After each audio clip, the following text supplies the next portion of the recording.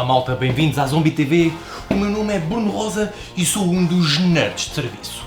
Sou um fã de 007 na medida em que tenho uma ligação nostálgica com a história da saga, pois esta começou no tempo dos meus avós e sobreviveu até aos dias de hoje, passando pelas minhas idas ao cinema em tempos mais jovens, bem como o bar na Sierra Nevada, onde eu fui malhar umas coronas algures em 2009 e que Sean Connery visitou muitas vezes nos 60. Eu sei que é uma mistura esquisita da qual não consigo fugir, mas a verdade é que 007 faz parte da minha vida de cinéfilo e penso que a vossa também. Não foi fácil, eu tentei ser o mais rápido possível, mas a verdade é que ver quase 30 filmes de uma só vezada custa um bocadinho.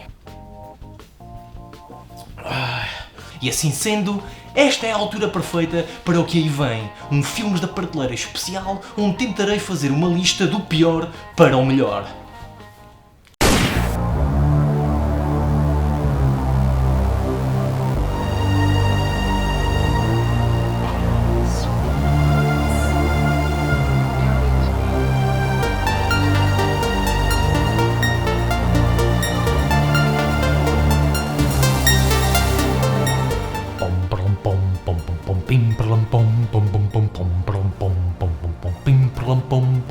Filmes da prateleira.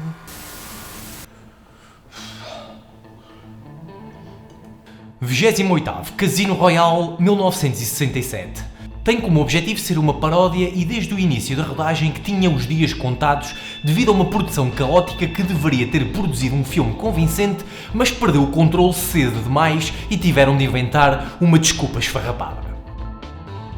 27º Octopussy 1983. Deste filme só mesmo o nome fica na memória, pois o restante é uma palhaçada facilmente esquecível. Mete circo e tudo, literalmente. Deveria ter sido o último de Roger Moore, mas eis que ele ainda voltou para fazer mais um. 26º Diamonds Are Forever 1971. A última interpretação de Connery acontece no seu pior filme de Bond, mas a culpa até nem é dele. Os primeiros 20 minutos de filme são interessantes de ver, mas depois disso a trama arrasta-se ao ponto de se perder o interesse no estranho tráfico de diamantes e tentativas falhadas de humor. A Bond Girl é apenas mais uma e existem também umas perseguições para disfarçar a coisa, mas isso não chega para estar mais acima na tabela. 25º Casino Royale 1954. Esta foi a primeira vez que Bond se viu adaptada ao ecrã. Um feito considerável na altura, com atores a decorarem longos pedaços de diálogo e posições no palco, tal como numa peça de teatro, que só por isso vale a entrada nesta lista. 24º Never Say Never Again 1983. Um outsider da saga devido a conflitos de direitos de autor, marcou o regresso de Connery para uma última interpretação num filme que é um remake de Thunderball muito mal amanhado. Um Bond velho demais para estas coisas de espião e uma trama que nada oferece de novo facilmente tornam este filme esquecível. 23º Quantum of Solace 2008. Nem sequer me lembrava que este filme existe entre dois dos melhores da saga, mas sim, começa por apostar numa trama de vingança, mas cedo se perde numa conspiração que mete água, literalmente. O exemplo de uma boa fotografia que não salva um pobre guião. 22º Die Another Day 2002. Um vilão que parece um Power Ranger mal amanhado, uma gatona de Bond Girl mal aproveitada, com uma Halle Berry a tentar dar tudo, mas a não dar grande coisa, e não esquecer a cena do windsurf que dá vómitos de tão má que é. Fora isso, nada mais. Uma despedida em glória de Pierce Brosnan, um dos mais carismáticos atores a interpretar Bond. 21º The Man with the Golden Gun 1974. Tem Christopher Lee como vilão e isso salva-o de estar mais fundo na lista. Roger Moore ainda não tinha vestido bem a pele de James Bond e isso percebe-se ao longo de uma trama que simplesmente não aguentou bem o teste do tempo. 20º A View to a Kill 1985. Com um nível de patetice ao ponto do ridículo e um James Bond já demasiado velho para o efeito, este filme tem pouco que lhe valha a pena ser falado. Um agradável tema de Duran Duran e Christopher Walken a tentar salvar uma pobre trama, juntamente com a famosa capanga feminina interpretada por Grace Jones. Trama essa que vai sendo empurrada com razoáveis cenas de ação. E é isto, nada mais. 19º Moonraker 1979. O melhor deste filme é o salto de paraquedas inicial e o terceiro ato, quando realmente vão para o espaço com um bom uso de efeitos especiais e efeitos práticos, porque no restante, o nível de patetice continua alto ao ponto de mais uma vez se destruírem tentativas de boa comédia. Apesar de tudo, é divertido de ver e por vezes é isso que chega neste franchising. 18º, Spectre, 2015. Só ficou acima do anterior porque até tem algumas boas cenas de ação, com stunts bem executados e um David Bautista a dar tudo, bem como um plano de sequência inicial que até faz pensar que o filme vai ser meticulosamente realizado. Só que não, este é o exemplo perfeito de uma tentativa falhada de criar um vilão super manipulador a viver nas sombras desde sempre, apesar de ter um excelente ator nesse papel. Uma desastrosa realização de Sam Mendes e a prova do real poder destrutivo que um enredo pobre pode ter. 17º, For Your Eyes Only, 1981. Falta um bom vilão neste filme, apesar do twist final que lhe é dado. A trama até tem algo interessante, com o tema negro de vingança a pairar no ar, mas que fica confusa ao longo do desenrolar da história. Simples carne para canhão. 16º, Live and Let Die, 1973. O primeiro filme de Roger Moore deu um salto a nível de ação on-camera e tem uma das melhores sequências de título. Falta-lhe, no entanto, uma trama mais interessante para estar bem mais acima na tabela, mas possui bom entretenimento e um bom vilão para compensar.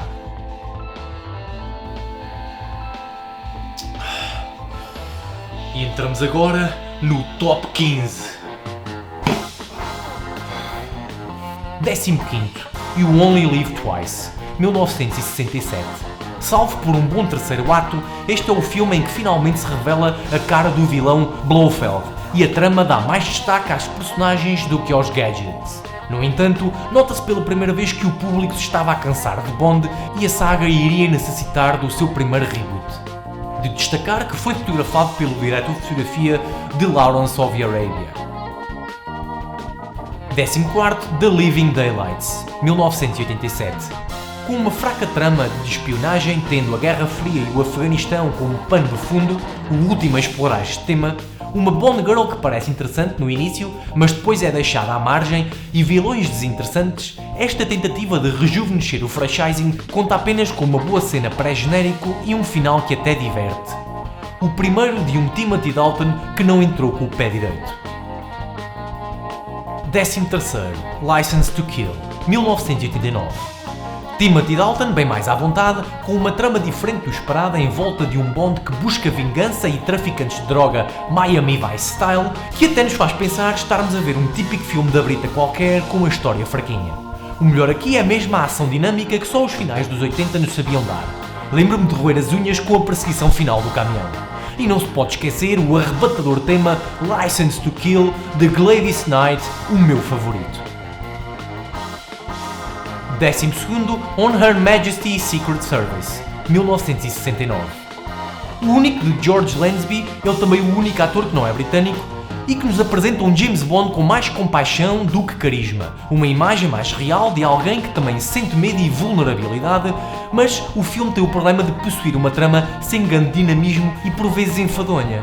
Uma das melhores Bond Girls, interpretada por Diana Rigg, e um dos finais mais inesquecíveis permitem salvar este filme de estar mais abaixo na lista. 11º, The World Is Not Enough, 1999. Agora que o vi de novo tenho pena, mas Denise Richards tem mais de cara bonita do que qualidades de interpretação. No entanto, o melhor deste filme vai para uma excelente interpretação de Pierce Brosnan, talvez a melhor dele, e também, pela primeira e única vez, uma vilã que consegue enganar tudo e todos, incluindo nós, o público, interpretada por uma bela Sophie Marceau. E não esquecer o excelente tema dos Garbage.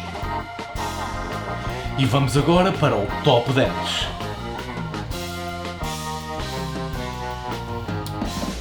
Décimo, From Russia With Love, 1963. Com uma intro inovadora para a altura, que viria a ser uma das imagens de marca da saga, este segundo filme de todo o franchising continua a trama de Spectre e introduz-nos o mítico vilão Ernest Blofeld, o qual nunca vemos a cara. A excelente trama de espionagem gira em torno do roubo de uma descodificadora de mensagens e tem Istambul como pano de fundo no meio da Guerra Fria. Possui também uma das melhores interpretações de Connery. Nono, Tomorrow Never Dies, 1997. Este era um dos que eu mais me lembrava, mas provavelmente isso deve-se ao facto de as primeiras visualizações terem sido nos meus anos de teenager. Por comparação, a trama parece bem mais real para os dias de hoje e é única no universo de Bond. Está tão alto nesta lista porque faz uso de todas as características deste franchising na dose certa, além de possuir um interessante vilão, uma Bond Girl que parece fora do normal, mas convence em poucos minutos, na pele da energética Michelle Yeoh, e também cenas de ação bem estruturadas ao longo de um filme dinâmico e realmente divertido de se ver. Oitavo, The Spy Who Loved Me, 1977. Roger Moore no seu melhor, ao lado de uma excelente Barbara Batch como Bond Girl, este é um filme que mais parece um thriller romântico do que de espionagem. Mas conseguimos perdoar-lhe isso devido à trama envolvente que apresenta, apesar de ser mais uma daquelas de salvar o mundo. Destaque para um excelente capanga, o famoso Jaws. E quem poderia esquecer o maior stunt de toda a saga com um esquiador real a saltar de um glaciar. Sétimo, Dr. No, 1962. O filme que lança todas as fundações para o franchising é bem construído, tendo em conta que todos estes fatores se estavam a testar perante a audiência. Connery é perfeito na sua interpretação e também ele lançou os precedentes para os seus sucessores, incorporando James Bond na sua essência. A trama aproxima-se mais do thriller policial de investigação do que da fórmula de aventura e ação que estamos habituados, mas esse até acaba por ser um dos trunfos deste primeiro filme de 007. Sexto, Thunderball, 1965. Se contarmos com a inflação, este foi o filme mais rentável da saga. A trama reestrutura a organização Spectre e temos uma das melhores interpretações de Connery. Tem uma excelente capanga feminina interpretada por Luciana Paluzzi e também a Bond Girl interpretada por Claudine Auger, que usa Bond tal como ela usa a ela e chega mesmo a salvar-lhe o couro num excelente final. Destaque vai também para as cenas de roubo das bombas filmadas debaixo d'água. Posto isto, este filme costuma ser atacado como sendo o mais sexista e misógino de todos, o que lhe confere alguma negatividade. E chegamos assim finalmente ao glorioso Top 5. Quinto, No Time to Die, 2021. Com um excelente pré-genérico inicial e uma trama que mergulha no passado do Bond de Daniel Craig, bem como pequenos piscar de olhos a alguns dos filmes de culto da saga, este é o filme fórmula com tudo o que se espera de um 007 adaptado ao mundo atual. Temos as cenas de ação, os carros, as miúdas, os gadgets, tudo em quantidade certa, juntamente com a subtrama de Spectre e o passado de James, que acaba por ser a melhor parte do drama do filme. Infelizmente, o vilão e a nova 007 não são desenvolvidos o suficiente para terem o peso certo, estranhamente, no filme que é o mais longo da saga. É o fechar do ciclo de um ator que soube dar emoções verdadeiras à personagem de Bond, sem nunca perder o seu carisma, e por isso mesmo este é um dos filmes mais emotivos de todos, com um final a puxar à lágrima, mas que, talvez por ter jogado seguro demais, não chega para estar no top 3. E é óbvio que não podíamos esquecer a gloriosa Ana de Armas, que foi uma estrondosa surpresa deste filme, apesar dos seus poucos 15 minutos de cena. Quarto, GoldenEye, 1995. Não só um dos melhores da saga, como um dos melhores filmes de ação dos 90, GoldenEye salvou o 007 do esquecimento e foi um reboot estrondoso. Introduzindo Pierce Brosnan como James Bond e também a dama Judi Dench como M, o filme dispara com uma introdução de cortar a respiração. Temos também um excelente Sean Bean na pele do vilão, um 006 invejoso e vingativo. Além disso, é realizado por Martin Campbell, que nos dá cenas de ação das quais não conseguimos desviar o olhar, como a perseguição do tanque a partir de tudo. Terceira, Goldfinger, 1964. A melhor interpretação de Connery e possivelmente uma das melhores de toda a saga, num filme que é a fórmula para todos os que surgiram desde então. Pois todas as regras lançadas nos anteriores dois filmes foram aqui trabalhadas na perfeição e transformaram o 007 no ícone que ainda é hoje. Desde a intro, passando pelo carro, a Bond Girl, o vilão e os seus capangas, as perseguições, as one-liners, o tema, a trama, tudo neste filme está na dose certa. E nem contei com o nome da Bond Girl. Segundo, Casino Royale 2006. o reboot de uma saga a cair na desgraça, é um novo começo e é um poderoso filme que volta à gênese da saga com uma excelente cena inicial filmada a preto e branco a revelar como Bond ganha o seu título de 007. A lançar o tom para o resto do filme, Daniel Craig agarra na personagem de forma única e carismática e a ele juntam-se um dos melhores vilões interpretado por Mads Mikkelsen e uma das melhores Bond Girls. Aliás, a meu ver, esta é a melhor Bond Girl de todas pela forma como afeta o personagem de Bond para sempre. Tanto no livro como no filme, Vesper é uma femme fatale entre a espada e a parede que engana Bond contra a sua vontade e a interpretação de Eva Green cimentou uma das melhores personagens da saga. Além disso, temos novamente Martin Campbell a fazer o reboot da série e de forma ainda mais sublime que em GoldenEye. O destaque vai também para a intro com um excelente uso do grafismo de cartas de baralho. Primeiro lugar, Skyfall 2012. Um marco importante do franchising, este filme chegou-nos no 50º aniversário de Bond no cinema e era necessário que tivesse o seu destaque. Com a escolha de Sam Mendes e Roger Deakins como realizador e diretor de fotografia respectivamente, este é um dos mais estilizados filmes da saga, visualmente delicioso e ao mesmo tempo um excelente filme de ação, com uma trama brilhantemente escrita do princípio ao fim, medindo muito bem as doses de excesso e realidade e oferecendo tudo o que de melhor esta saga tem para dar, como se de uma homenagem se tratasse. Depois de ter sido dado como morto no culminar de uma brilhante cena inicial, que se funde com o genérico de forma sublime ao som do inesquecível tema de Adele, Skyfall começa por retratar a descida ao esquecimento de um agente que se presume obsoleto e fora do seu tempo. O caminho de ressurreição é obtido por um Daniel Craig no ponto máximo da sua interpretação de Bond, um homem amargurado, destruído fisicamente e emocionalmente, mas que retém a sua essência carismática de nunca desistir de lutar em nome de Sua Majestade e resilientemente recupera a sua força para lutar contra um vilão que em muitos aspectos se parece com ele. Uma interpretação que valeu a Craig uma nomeação para o Oscar. Psicótico, imprevisível e com dose de humor nas alturas certas, Javier Bardem dá vida ao vilão mais memorável da saga, dando ênfase à teoria que um filme de Bond é tão bom quanto o vilão que este enfrenta. Sem planos loucos de controlar o mundo, Silva apenas procura vingança pura e crua. E para fechar o trio principal, não poderíamos esquecer a dama Judi Dench, na sua melhor interpretação de M, fazendo esquecer as outras Bond Girls deste filme. Com mais destaque para a personagem evoluir, este é um canto de cisne para Dench, que segurou as rédeas de Bond desde GoldenEye e tem aqui um papel importante na evolução da trama, afetando alicerces das personagens de Bond e Silva, bem como um glorioso final de levar às lágrimas. Mergulhamos também, pela primeira vez, no passado distante de James Bond, um trunfo que nenhum outro filme soube usar, quando a fuga exige que este se refugie num local ermo e isolado, não esquecendo que o início deste terceiro ato é marcado pela nostalgia, quando o carro de fuga é o mítico Aston Martin DB5, guardado para uma ocasião especial e que remete automaticamente para Goldfinger. A propriedade de nome Skyfall, da família de Bond, é assim o palco final para o confronto de titãs, visualmente igualado pela arte e técnica da cinematografia. Mesmo a acabar, uma nostálgica cena para fanservice, que funciona perfeitamente para completar o círculo de todos estes filmes.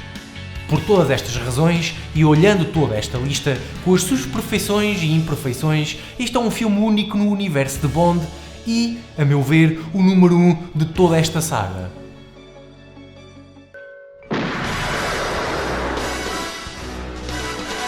Desde as suas origens do mistério policial, passando para loucas aventuras atafolhadas de gadgets do Arco da Velha, até trailers de ação e espionagem com grau de realismo brutal, fomos presenteados com um Sean Connery pioneiro, um George Lazenby apaixonado, um Roger Moore divertido, um Timothy Dalton sério, um Pierce Brosnan carismático e, por fim, um Daniel Craig energético.